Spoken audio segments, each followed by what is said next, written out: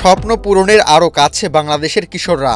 AFC অনূর্ধ্ব-17 Asian cup বাছাই পর্বে দুর্দান্ত ছন্দে এগিয়ে যাচ্ছে নাজমুল হুদা, রিফাত কাজীরা।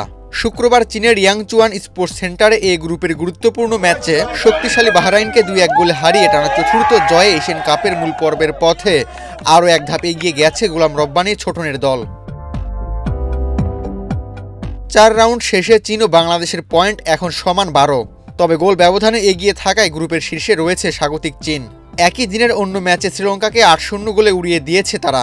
ফলে 30 নভেম্বর বাংলাদেশ চীন ম্যাচটি এখন হয়ে উঠেছে এক প্রকার অলিখিত ফাইনাল। এই ম্যাচের বিজয়ী দলই নিশ্চিত করবে আগামী মে মাসে সৌদি আরবে অনুষ্ঠিতব্য Gold's Gym across 30+ countries with over 700+ locations worldwide. Train anywhere, belong everywhere. AFC অনূর্ধ্ব-17 এশিয়ান কাপের মূল পর্বের টিকিট। এবারের বাছাই পর্বে উড়ন্ত ফর্মে আছে বাংলাদেশ।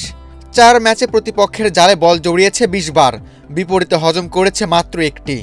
বাছাই পর্বের অভিযান শুরু হয়েছিল পূর্ব তিমুরের বিপক্ষে 5-0 গোলে জয়ে, যেখানে জোড়া গোল করেছিলেন মানিক, রিফাত কাজী, বাইজিদ বোস্তামি ও আকাশ আহমেদ করেছিলেন বাকি 3 গোল। দ্বিতীয় ম্যাচে আরও ভয়ঙ্কর রূপে ধরা দেয় লাল সবুজরা। ব্রুনাইকে 8-0 গোলে হারানোর ম্যাচে জোড়া গোল আসে অপু রহমান ও রিফাত কাজীর পা থেকে। নাজমুল হুদা, ফয়সাল, মানিক, আরিফ ও বাইজিদ বোস্তামি যোগ করেন আরও 4 গোল। আর তৃতীয় ম্যাচে শ্রীলঙ্কাকে 5-0 গোলে বিধ্বস্ত করে বাংলাদেশ। অধিনায়ক নাজমুল হুদা, ফয়সাল করেন 2টি গোল। ইকরামুল ইসলাম, মানিক ও বাইজিদ বোস্তামির 1টি করে গোল লাল সবুজের দাপটকে আরও স্পষ্ট করে।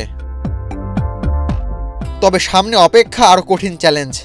স্বাগতিক চীন এখন পর্যন্ত 4 ম্যাচে প্রতিপক্ষের জালে করেছে 38 গোল, ম্যাচ প্রতি প্রায় 10 গোলের মতো, এবং এখনও হজম করেনি 1টি গোলও। এমন দুর্বার প্রতিপক্ষকে হারিয়ে এশিয়ান কাপের মূল পর্বে উঠতে হলে নিজেদের সেরাটারও বেশি দিতে হবে নাজমুল হুদা, ফয়সালের দলকে। 2026 সালের অনূর্ধ্ব-17 এশিয়ান কাপে অংশ নেবে মোট 16 দল। এর মধ্যে স্বাগতিক সৌদি আরব সহ ইতিমধ্যেই 9 দল নিশ্চিত করেছে মূল পর্ব। বাছাই পর্ব থেকে বাকি 7টি গ্রুপের চ্যাম্পিয়ন যোগ দেবে তাদের সঙ্গে।